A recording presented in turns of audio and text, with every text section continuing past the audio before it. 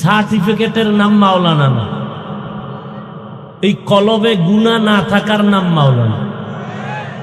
মাওলানা হয়ে যদি গুনাহ করে, ওরে মাওলানা বলা গুনাহ, কথা কয় না। আর মাওলানা হয়ে যদি গুনাহ না করে, সার্টিফিকেট নাই, আল্লাহর আদালতে সে পিওর মাওলানা। তাহলে দুনিয়াতে সব থেকে ভালো হলো একদল আলেম, আবার খারাপও একদল। যেই আলেম বাম হাতে আংটি পরে ভালো, স্বর্ণের চেইন ব্যবহার করে ভালো, যে আলেম দাড়ি রাখে না ভালো, যে আলেম বেপরদায় আড্ডা দেয় ভালো। এজন্য আলেম দেখলেই দৌড় দেওয়া যাবে না, দেখতে হবে হক না ভণ্ড। কয় আমরা চিনব কি করে? প্রথম পরিচয় সুন্নতের আমল। সুন্নতের, সাধারণ মানুষ এই বোতলটা হাতে নিয়ে বাম হাতে পানি পান করবে নফসের ধোকায়, কিন্তু হক আলেমরা কখনো বাম হাতে কিছু পান করবে না। যদি দেখেন আলেম হয়ে বাম হাতে পানি পান করে, হক আলেম না বাতেল? কথা বলেন না কেন? তাহলে হক আলেমের প্রথম পরিচয় সুন্নতের আমল। কিসের আমল? সুন্নত আমল। জুতা পরে কেমনে দেখবেন সুন্নত অনুযায়ী কিনা? ডান জুতায় ডান পা আগে দেয় না ফট করে বাম পা ঢুকায় ফেলাইছে? বুঝবেন সে সঠিক হক আলেম না। ঘর থেকে বের হবে ডান পা দিয়া, ঢুকবে ডান পা দিয়া, নজর থাকবে নিচে। তার বয়ানে মানুষের দিল নরম হবে, চোখে বানিয়ে। তার বয়ানের মধ্যে মানুষের দিল নরম হয়ে যাবে, আমলের বয়ান আসবে, সুন্নতের বয়ান আসবে। কথা বুঝাইতে পারছি?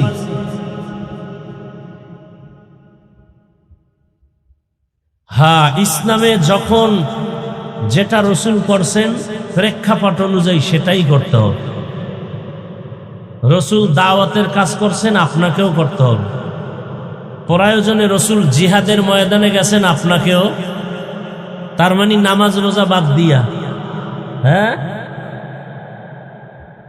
একজনে সুদ খায়, সে যদি জিহাদ করে, জীবন ভর কোনো আমল কবুল? সুদের খাতায় যাব নাম, এরা নামাজ পড়লেও কবুল, রোজা রাখলেও কবুল। সুদের খাতায় যাদের নাম, এরা 24 ঘন্টা তার গর্ভধারিণী মায়ের সাথে জিনার গুনায় লিপ্ত। কত বড় কুলাঙ্গা! জীবন ভর যদি সুদের খাতায় নাম রেখে মোনাজাত দেয়, একটা মোনাজাত কবুল হবে? বাইতুল্লাহ হজ করবে, কবুল হবে? তওবা না করে যদি মরে যায়, চিরস্থায়ী জাহান্নাম। আর এ যদি হয় মসজিদের সভাপতি, তো কেমন হবে? কয় শিয়ালের হাতে মুরগি দিলে যেমন হয়। শিয়ালের হাতে মুরগি আমানত দিলে কয়দিন পরে পাবেন? পাওয়া যাবে না। শিয়ালের হাতে মুরগি দিলে যেই দশা, সুদখোরের হাতে মাদ্রাসা মসজিদ আর ধর্মের চাবি দিলে সেই দশা। আল্লাহ হেদায়াত দান করুন। আরো আস্তে করে বলেন। এজন্য আলেম, একটা প্রবাদ আছে, কত পেজ ধর্ম নিয়ে আমগো দেশে, কোন দিকের কথা বলবো? বলে কি কথা বলে শুনো, কে বলে এটা দেখার দরকার নাই, এরকম একটা কথা আসেনি? বলে কথাটা শুনো, কে বললো এটা দেখো না। ধর্মের ব্যাপারে কথা উল্টাইতে হবে। কে বলে তাকে আগে যাচাই করো, সে হক না ভণ্ড, তারপরে তার কথা শুনো। ভণ্ড যদি মজার বয়ান করে, ওই বয়ান শুনবা না, বয়ানে কোনো অ্যাকশন হবে না, রিয়াকশন হবে। হকপন্থী যদি অল্প কথা বলে, ওই কথায় বরকত হবে। এজন্য কে বলে দেখো আগে, কি বলে শুনো পরে। কিন্তু নেফাকি অন্তরওয়ালারা, নষ্ট অন্তরওয়ালারা আমগো উল্টা বুঝায়। কে বলে ওটা দেখার দরকার নাই, কথাটা কি বলে এটা শুনো। এটা ধর্মের বেলায় হবে, ধর্মীয় বেলায় কে বলে তাকে আগে যাচাই করো, এরপরে তার কথা শুনো। যিনি পর্দার বয়ান করেন, সে পর্দা করে কিনা যাচাই করো। যিনি ফরজের বয়ান করেন, সে ফরজ অনুযায়ী চলে কিনা। যে তাকওয়ার বয়ান করে, তার মধ্যে তাকওয়া আল্লাহর ভয় আছে কিনা আগে যাচাই করো, তারপরে তার বয়ান শুনো। কথা বুঝতেছেন? হ্যাঁ, বুঝার দরকার। কিছু কথা বুঝেন। আমাদের বুঝের অভাবে আজকে এই ঝামেলাগুলো সমাজে। আল্লাহ বুঝার তৌফিক দান করেন। তবে সহি বুঝ দরকার, উল্টা পাল্টা বুঝলে হবে। যে আয়াত আমি পড়েছি খেয়াল করেন, হাদিসের উপরে দু চারটি কথা বলি আরো। নবী কি বলছেন হাদিসে? ইত্তাকিল মাহারিম তাকুন আবাদান নাস, আল্লাহর নিষিদ্ধ জিনিস থেকে নিজেকে বাঁচাও, তাহলেই তুমি আল্লাহর কাছে দামি, মানুষের দরবারেও দামি হয়ে যাবে। আল্লাহর নিষিদ্ধ জিনিস কেমন? বলে এক কথায় বলা যাবে না। তোমাকে আল্লাহ হাত দিছে ধরার জন্য, ধরার আগে দেখবা কোনটা ধরলে আল্লাহ খুশি হবে, কোনটা ধরলে বেজার হবে। হাত দিছে ধরার জন্য, তার মানে রাস্তা দিয়ে যে যাবে তারে ধরবা। খবরদার, ধরার মধ্যে সীমাবদ্ধতা আছে, স্বাধীনতা নাই। স্বাধীন জীবনের কোনো দাম? আপনাদের এই মনিরামপুর বাজারের আশেপাশে কুকুর আসেনি, রাস্তায় দৌড়ায়নি, একটা কুকুরের কিন্তু কোনো দাম। কিন্তু মালিকের শিকল যেই কুকুরের গলায় লাগানো, ওই কুকুরের দাম আসেনি। ওই কুকুরের যদি আপনি মারেন, মালিক গিয়া মামলা দিবে। কথা ঠিক? এই যে খোলা আসমানের উপরে পাখিগুলা উড়তেছে, দেখতে সুন্দর, কিন্তু একটা পাখিরও কোনো মূল্য নাই। যেই পাখি মালিকের খাঁচায় আটকানো, ওই পাখির দাম আছে না নাই? জঙ্গলে হাজারো প্রাণী আছে, কোনো মূল্য নাই। চিড়িয়াখানার মধ্যে যেই খাঁচা আটকানো প্রাণী আছে, বাঘ আছে, ভল্লুক আছে, ওগুলো দেখতে টাকা লাগে। সত্য কথাটা বলেন না ভাই। আপনি বুঝলে না আওয়াজ দিবেন, আর আমি ভাববো যে আপনি বুঝতেছেন। তাহলে স্বাধীন প্রাণীর দাম। সমুদ্রের ভেতরে অনেক মাছ, এই পানির মধ্যে অনেক মাছ, কোনো মূল্য নাই। কিন্তু যদি আমগো কিছু তার সেরা অবুঝ মানুষেরা এসে কয় পুষ্কুনি কিনে ফেললাম, মানে পুষ্কুনিতে যা মাছ আছে কিনে ফেললাম, এই রকম বেচা কেনা জায়েজ নাই। এরকম বেচা কেনা কি নাই? ওই যে বর্ষি ফালায় না, মাছ ধরে, পুরা এটা কি, এটা কি পুষ্কুনি, এটার মধ্যে যা মাছ আছে কিনে নিলাম, কয় লাখ? বলে 3 লাখ। মাছ যদি না পায়, 1 লাখ টাকারও পায় না, মন খুশি হবে না বেজার? ইসলাম এই সমস্ত ফেতনা চায় না, এজন্যই বেচা কেনা হারাম, জায়েজ নেই। গোপন ভাবে মাল না দেখে বেচা কেনা কি নাই, জায়েজ নেই। বড় কঠিন বিষয়। তাহলে এই পুষ্কুনিতে যত মাছ আছে এগুলোর মূল্য নাই, কিন্তু জালের মধ্যে আটকা পড়লে বাজারে গেলে দাম আছে না নাই? জমিনের মধ্যে কত মানুষ ঘুরে, একটা মানুষের কোনো দাম নাই, কিন্তু যেই মানুষ কালেমার রশি গলায় লাগাইয়া চলে, ওই মানুষের দাম। ঠিক নি? গর্ব সুরত আদমি ইনসাবুদে আহমদ বু জাহলো হামেকে সাবুদে আদমিরা আদমিয়ত লাজমাস উদের আগার বুনা বাসদহি জমা আদমিয়ত লাহম শাহম পশতে নিস আদমিয়ত জুজরে যায় দোসতে নিস। সর্বাঙ্গে ঘা। কয় হাফিজ ভাই বয়ান করবেন, আবার এই ফার্সি টার্সি না পড়লে হয় না? বলে না, বলে না। এগুলো বললে লাভ কি? এলাকার এই বয়ানের শ্রোতারা কি ফার্সি বুঝেনি? একটা ইনজেকশন দেয় না, দেয় না? দেখতে নারী, চলন বাঁকা। যে হাফিজুর রহমান সাহেবের নাম শুনলি এক দলের কলিজা পড়ায়। কি আছে না নাই? এখন কেমনে দোষ ধরবে? কয় ফার্সি না বললে হয় না, মানুষে বুঝে। তা আমি যে আরবি বলি, এও তো এখানে 3 ভাগের 2 ভাগে বুঝে না। তাহলে কোরআনের আয়াত পড়াও বাদ দিয়ে দেই। অনেক বক্তা ইংরেজি কয়, শ্রোতারা সবাই ইংরেজি বুঝে, তা বয়ান বাদ দাও। ও কয় তুমি দোষী, তুমি দোষী। 3 আঙ্গুল যে আমার দিয়ে ফিরিয়া কয় আমি দোষী, খবর নেই। আদমিয়ত লাহম শাহম পশতে নিস আদমিয়ত জুজরে যায় দোস্তেনি। সব কথার মূল কথা, মাওলানা হয়েছি, বক্তা হয়েছি, মানুষ হতে পারি নাই। মানুষ হইলে কেন এত ইশকাল হবে, এত প্রশ্ন হবে?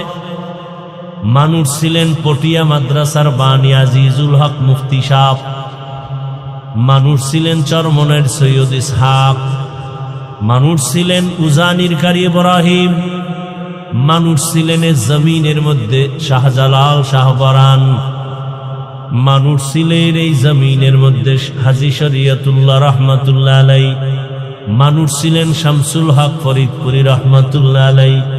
পটিয়া মাদ্রাসার বানী মুফতি আজিজুল হক যখন বসে খুতবা শুরু করতেন বয়ানে নাহমাদুহু, এতটুকু বলা মাত্র প্যান্ডেলের মানুষের মধ্যে কান্নার রোল শুরু হয়ে যেত।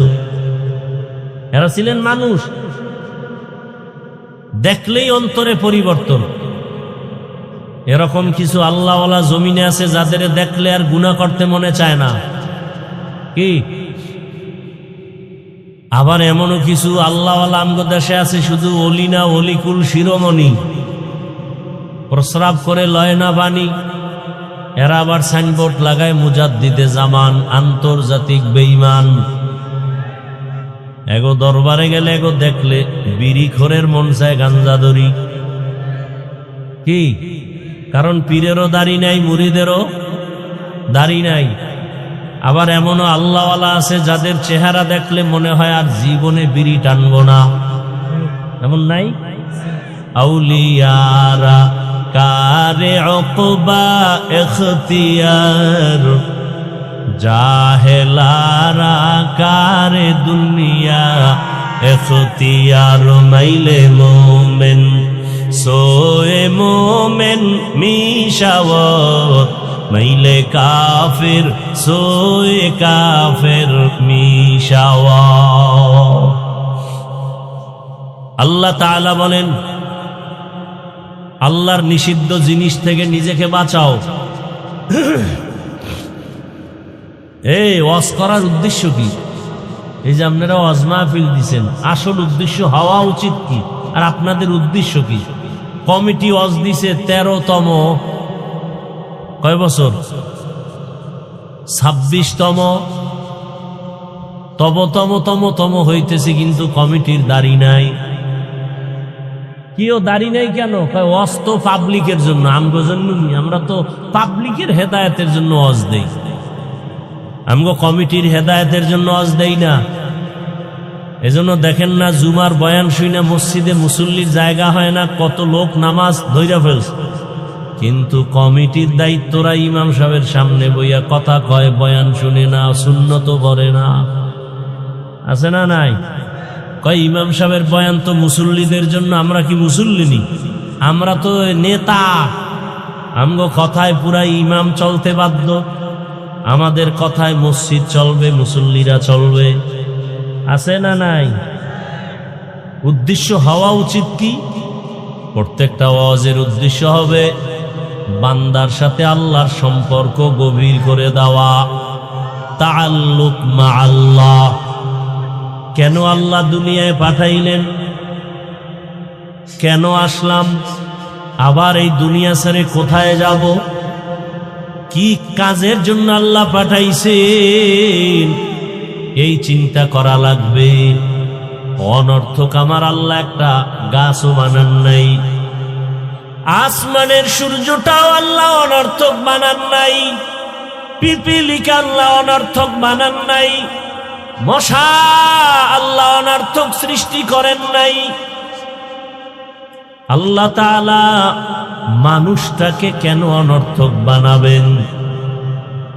বরং আল্লাহ বলেন, নবীজির হাদিস, قال رسول الله صلى الله عليه وآله وسلم الدنيا خلقت لكم وأنكم خلقتم للآخرة। দুনিয়ার সব মানুষ তোমার গোলাম, আর তুমি মানুষ একমাত্র আল্লাহর গোলাম। আদমিয়ত লাহমো শাহমো পুষতে নিস আদমিয়ত জুজরে আদমিরা আদমিয়ত লাজমাস عود راگر بون بشد ہی زمان দুনিয়াতে আল্লাহ মানুষ বানাবার একটাই কারণ, সূর্য তোমার গোলামি করবে হে মানুষ, জমিন তোমার গোলাম। তোমার প্রয়োজনের জন্য সূর্য বানিয়েছি, তোমার প্রয়োজন বাতাস, বাতাস বানায় দিলাম। তোমার প্রয়োজনে পানি, তোমার প্রয়োজন মিটাবার জন্য আমি অক্সিজেন দিলাম। তোমার প্রয়োজন মিটানোর জন্য গাছ দিলাম। তোমার প্রয়োজন মিটাবার জন্য পশু বানাইলাম। আমি আল্লাহ সব কিছু তোমার খেদমতের জন্য বানায় দিলাম। দুনিয়ার সব মখলুক তোমাদের খেদমতের জন্য রেডি। তোমাদের যা প্রয়োজন সব বানায় দিলাম, আর তোমার একটাই কাজ, তুমি শুধু আমার ইবাদত করবা। সূর্যের কাজ হলো তোমার গোলামি, চাঁদের কাজ তোমার গোলামি, গরুর কাজ তোমার গোলামি। এ কারণে গরু নিজে দুধ রাখে না, সব বনিয়াদমরে দেয়। কিন্তু গরু যদি মেজাজ গরম করে একটা লাথি দেয়, আছে কারো পাওয়ার দুধ নেওয়ার? সমুদ্রের মাছ মেজাজটা যদি গরম করে, দুনিয়ার কোনো মানুষ মাছ ধরে খেতে পারবে না। আর কপালে পহেলা বৈশাখে ইলিশ আর পান্তা কপালে জুটবে না। বৈশাখের প্রথম তারিখে যারা ইলিশ খায় পান্তা দিয়া, ওরাও জালেম, যারা খাওয়ায় তারাও জালেম।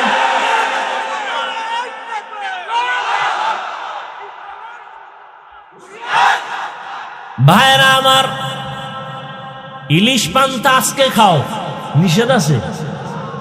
পহেলা বৈশাখ খাইতেই হবে, এটা গুনাহ। তো কেমনে খায়? 30 টাকা একটা পিস মাছের দাম, পহেলা বৈশাখে এটা বিক্রি হয় 1000 টাকা। যারা বিক্রি করে তারাও জালেম, যারা কিনে খায় তারাও জালেম। গর্বা সুরত আদমি ইনসাবুদে আহমদবু জাহলো হামেক সাবুদি।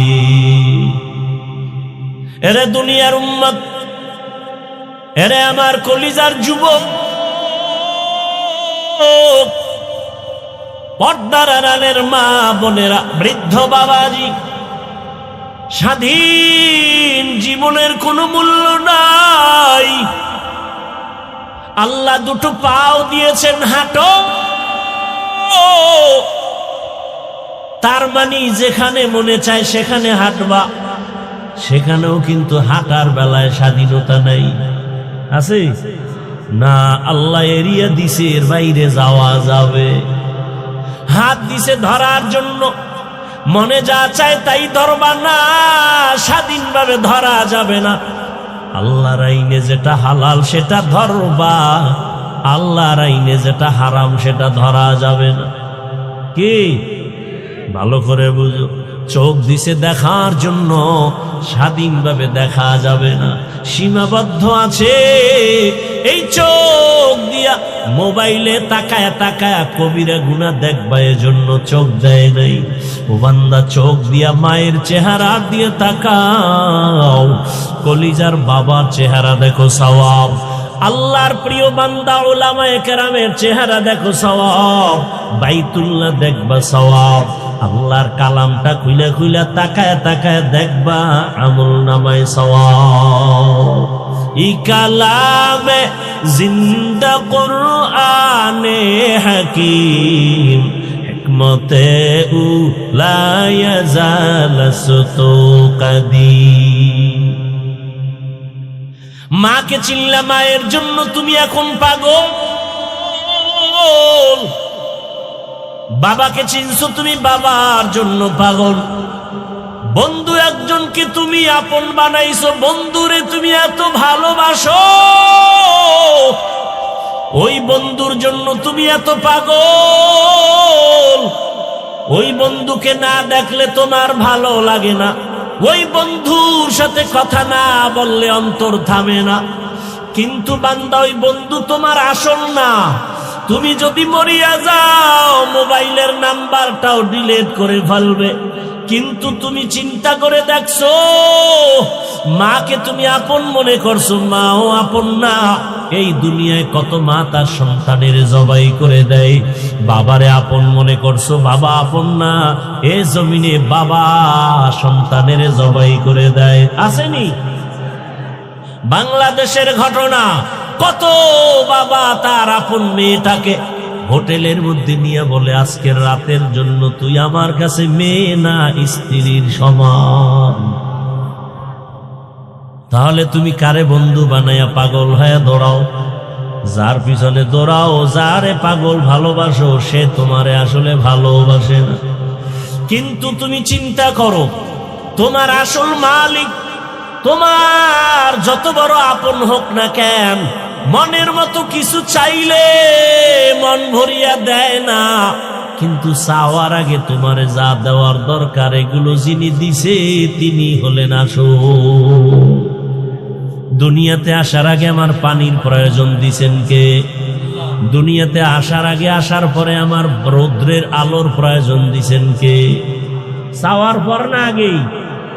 দুনিয়াতে চলতে আমার বাতাসের প্রয়োজন কে দিছেন? চাওয়ার আগেই যিনি দিছেন তিনি কে? তিনি হলেন আসল বন্ধু। তাকে তুমি আসল বন্ধু বানাও।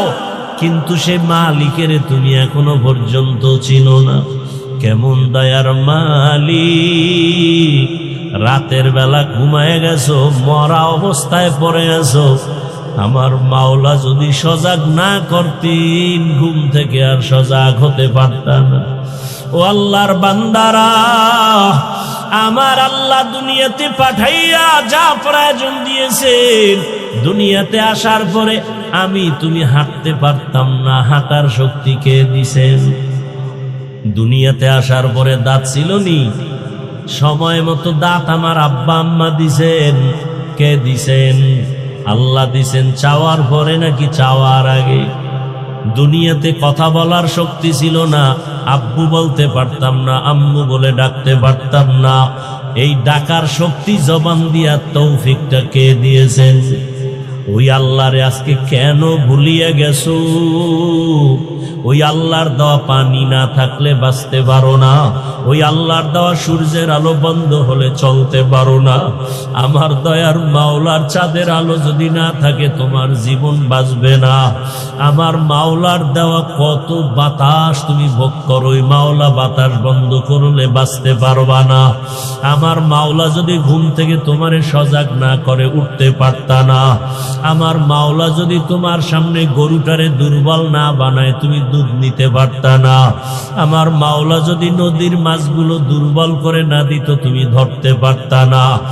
এত দয়া যিনি করলেন, ওই দয়ার মালিকের কেন চিনো না? কোথায় দৌড়াইতেছো? ওই মালিক যে তোমাকে ফজরের সময় ডাকতেছে, তুমি কি শোনো না? ওই মালিক তোমাকে মুয়াজ্জিনের দ্বারা জোহরে ডাকতেছে, বান্দায় বান্দা, তুমি মাওলার ডাকে সাড়া দাও না, কোথায় ভাগতেছো? ওই মাওলা দয়া করে আবার বেজার না হইয়া জোহরের নামাজে ডাকাইলেন, যাও নাই। আমার আল্লাহ রাগ না করে আবার আসরের নামাজে ডাকাইলেন, বান্দা আয়। বান্দা, তুমি আসরের হাজিরায়ও যাও নাই। আমার আল্লাহ রাগ না করিয়া বলে, মাগরিবে আয়। মাগরিবের হাজিরায়ও তুমি নাই। আল্লাহ বেজার না হইয়া আবার মুয়াজ্জিনের কয়, ইশার সময় ডাক দাও। আমার সন্তান নাই, ছেলে নাই, মেয়ে নাই, স্ত্রী নাই, আমি একা। একটা বাবা মা সন্তানের কাছে না পাইলে পাগল হয়ে যায়। ও বাবা, কোথায়? তাড়াতাড়ি ঘরে আসো। আমি মা ঘুমাই না, তুমি না আসলে ঘুম হবে না।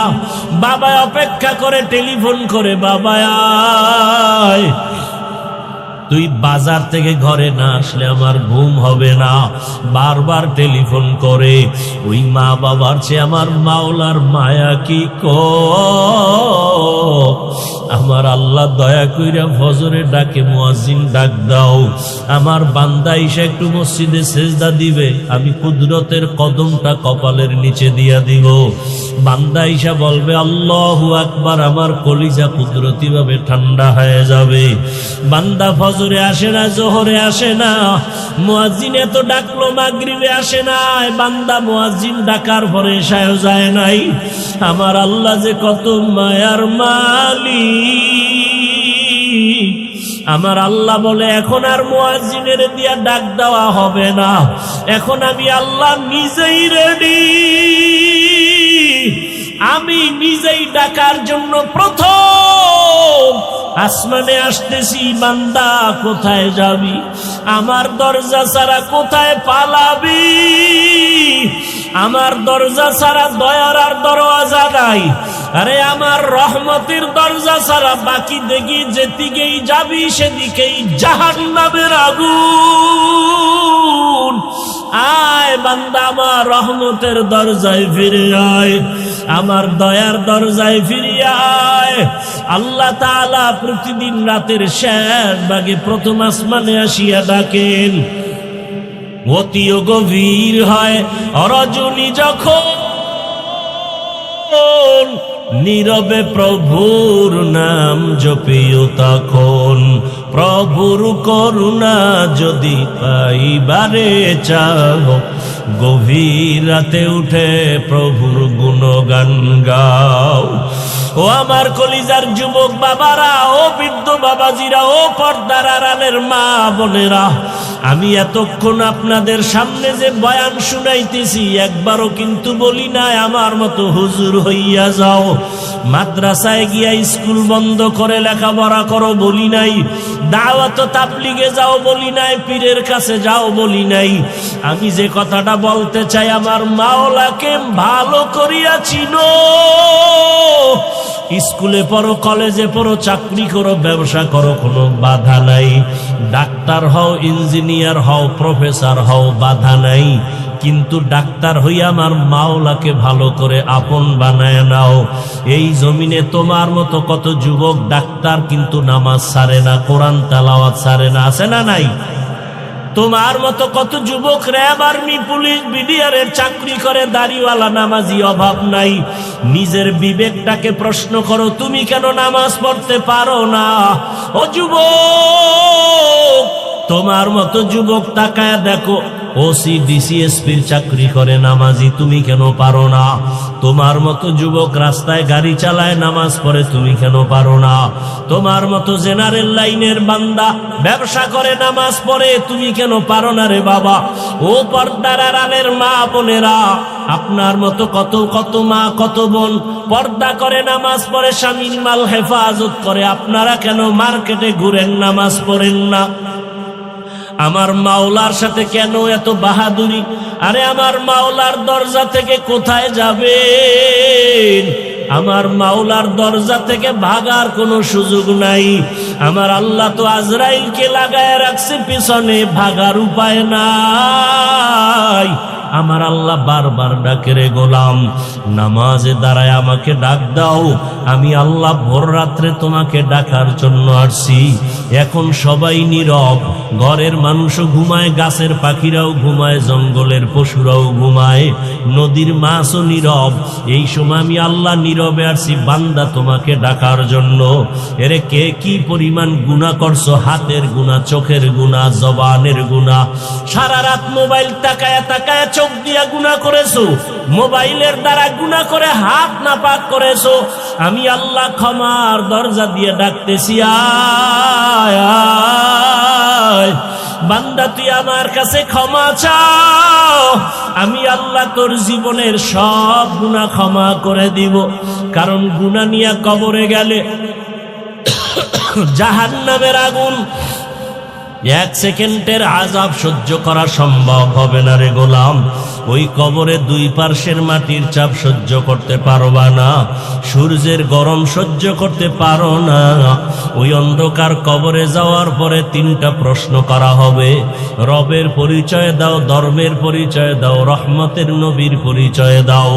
ও আল্লাহর বান্দারা, আমরা নবীর আদর্শে টুপি পরলাম, দাড়ি রাখলাম, নামাজ পড়ি, পর্দা করি, হালাল খাই, কই আমাদের সম্মান কমে নাই? কেউ না খাইয়াও মরে যাই নাই। একমাত্র কারণ আমার আল্লাহর ভয়। ওরে আজকে যতই বাহাদুরি করি, আমার বাড়ি, আমার গাড়ি, আমার টাকা, আমার ক্ষমতা যাই বলি না কেন, ও আমার যুবক, এক মিনিট চিন্তা করো, যদি তুমি ঘুমের মধ্যে মরিয়া যাও, কত মানুষ গাড়ির তলে পড়ে মরে গেল, কত যুবক তাকায় দেখো পানির নিচে ডুবিয়া মারা গেল। ও মা বোনেরা, আপনার মতো কত মা কবরে চলে গেল। যদি এমন মরণটা ঘুমের মধ্যেই হয়ে যায়, ওরে সকালবেলা মা ডাকবে, বাবা উঠো, মা হঠাৎ তাকায় দেখবে ঘরের মধ্যে আওয়াজ নেই, মায়ের অন্তরে একটা ধাক্কা লাগবে। মা গিয়া দরজা খুলে দেখবে বাবার শরীরে টাচ করে পুরো বরফের মতো ঠান্ডা, কাঠের মতো শক্ত। মা একটা চিৎকার মারিয়া বলবে, ও স্বামী তাড়াতাড়ি আসো, কলিজার সন্তানটার দুনিয়ায় বেঁচে নাই। আপনজনেরা কাঁদবে, বাবায় কান্না করবে আর টেলিফোন করবে, ইমাম সাহেব আমার সন্তানের জানাজা না দিয়া কোথাও যাবেন না। মা কান্না করবে, আমাকে আম্মু বলে আর ডাকার মতো আর কেউ রইল না, আমাকে কে আম্মু বলে ডাকবে? ও যুবক, দেখবা তোমার হাতের ঘড়িটা আর একজনে হাতে লাগায় বলবে, এটা আমার ঘড়ি। আমার গায়ের, তোমার গায়ের গেঞ্জিটা বেলেট দিয়া কেটে কেটে রেখে দিবে। বাবায় বলবে, যা একদল বাজারে গিয়া সাদা কাফন কিনে নিয়ে আস। আর এক দলকে বলবে, ঘরের পেছনে গরম পানি করো। আর এক দলকে বলবে, বাঁশ বাগানে কবর খনন করো, আর ধরে রাখা যাবে না। জানাজা পড়ায় যখন কবরের দিকে নিয়ে যাবে, ওই কবরে তোমার এখন মা বাবা আপনজন কেউ যাবে না, তুমি আমি একা। ওই অন্ধকার কবরে তিনটা প্রশ্ন যদি করে, বেনামাজি হয়ে কবরে গেলে একটা জবাবও দেওয়ার সময় হবে না, সুযোগ হবে না। নাফরমান গুনাহগার বলবে, হা হা লা আদরি, আফসুস আমি কিছুই জানি না। নবীজি বলেন, আল্লাহর গায়েবী আওয়াজ হবে কুদরতি ভাবে। আল্লাহ বলবেন, ও ফেরেশতাই, নাফরমানকে আর সুযোগ দেওয়া যাবে না। আমার দেওয়া পানি, সূর্যের আলো, চাঁদের আলো, সব নিয়ামত ভোগ করি, আমার হুকুম মানে নাই, এখন আর সুযোগ দেওয়া হবে না। কবরে জাহান্নামের আগুন লাগায়া দাও, কবরের সাথে জাহান্নামের সাথে রাস্তা খুলে দাও। আল্লাহ রাগ করিয়া বলবে, রে কবরের মাটি, এই গুনাহগার বেনামাজির দুই দিক থেকে জোরে জোরে চাপ দাও। এত জোরে চাপ দিবে পাজরের হাড় চুরমার হয়ে যাবে। ও আল্লাহর বান্দারা, আল্লাহর কোরআনে গুনাহ জাহান্নামের বয়ানও আছে, জান্নাতের বয়ানও আছে।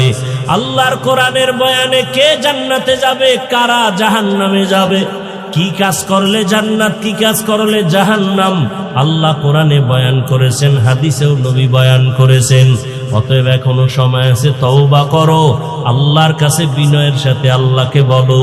ও পর্দার আড়ালের মা বোনেরা, আল্লাহর কাছে তওবা করেন, আর বেপর্দায় চলবেন না, নামাজ ছাড়বেন না, স্বামীর মাল নষ্ট করবেন না। যুবক বাবারা তওবা করো, মনে মনে আল্লাহকে বলো, আর নামাজ ছাড়বা না, দাড়ি কাটবা না, বেপর্দায় চলবা না, মা বাবার দোয়া নিয়ে চলবা, শিক্ষকের দোয়া নিয়ে চলবা, ওলামায়ে কেরামের দোয়া পরামর্শ নিয়ে চলবা। খাঁটি অন্তরে যদি মনে মনে আল্লাহর কাছে তওবা করতে পারো, মুহূর্তে জীবনের সব গুনাহ আল্লাহ মাফ করে দিবেন। তবে সবার কপালে তওবা নসিব হবে না। আবু জাহাল নবীজির 13 বছর বয়ান শুনিয়াও কালেমা পড়ে নাই, আর ওমরের মতো বান্দা তরবারি নিয়া নবীকে জবাই করতে গিয়া কালেমাওয়ালা হয়ে গেছে। কত কপাল পোড়ারা বয়ান জানে শুনে তারপরও নামাজ পড়ে না, মিথ্যা কথা ছাড়ে না। আর একদল মানুষ হঠাৎ চোখের পানি ছেড়ে কান্না করে তওবা করে আল্লাহর দিকে আগায় যায়। আল্লাহর মোহাব্বত নিয়া যাদের অন্তর তৈরি আছে তওবা করার জন্য, মুনাফিকি নাই, খাঁটি তওবার নিয়ত যদি থাকে দুটো হাত আমার আল্লাহকে দেখাইয়া দাও। আয় আল্লাহ, হাতগুলো কবুল করে নেন, তওবা কবুল করে নেন, তওবার উপরে মজবুত হইয়া চলার তৌফিক দান করেন, আমিন। আলহামদুলিল্লাহি রাব্বিল আলামিন, ওয়াসসালাতু ওয়াসসালামু আলা সাইয়্যিদিল আমবিয়াই ওয়াল মুরসালিন ওয়া আলা আলিহি ওয়া আসহাবিহি আজমাইন। ইয়া আরহামার রাহিমিন, ইয়া আরহামার রাহিমিন, ইয়া আরহামার রাহিমিন। রব্বিরহামহুমা কামা রব্বায়ানি সগীরা। اللهم إنك عفو كريم تحب العفو فاعف عنا. اللهم إنا نسألك رضاك والجنة ونعوذ بك من سخطك والنار. اللهم إنا نعوذ بك من البرص والجنون والجذام وسيء الأسقام. اللهم إنا نسألك علما نافعا ورزقا واسعا وشفاء من كل داء. দয়াময় রব্বুল আলামিন, গুনাহের বোঝা নিয়ে আপনার দরওয়াজায় হাজির। ওলামায়ে কেরাম, মুরব্বী, হাজী সাহেব, ব্যবসায়ী, চাকরিজীবী আপনার দরওয়াজায় হাজির। যুবক, ছাত্র, পর্দার আড়ালের মা বোনেরা হাজির। মেহেরবানি করে আমাদের জীবনের সব গুনাহ মাফ করে দেন। আয় আল্লাহ, মাহফিল কবুল করে নেন, ভুল ত্রুটি ক্ষমা করে দেন। আয় আল্লাহ, এলাকাবাসীকে কবুল করে নেন, মা বোনদের আবেদা পর্দাওয়ালা বানায় দেন, সন্তানগুলো নেককার বানায় দেন, লেখাপড়া পরীক্ষার্থী যারা কামিয়ে বিধান করেন, কলিজার যুবকদের দিনদার নামাজি বানায় দেন, মোবাইলের গুনাহ থেকে আমাদের হেফাজত করেন।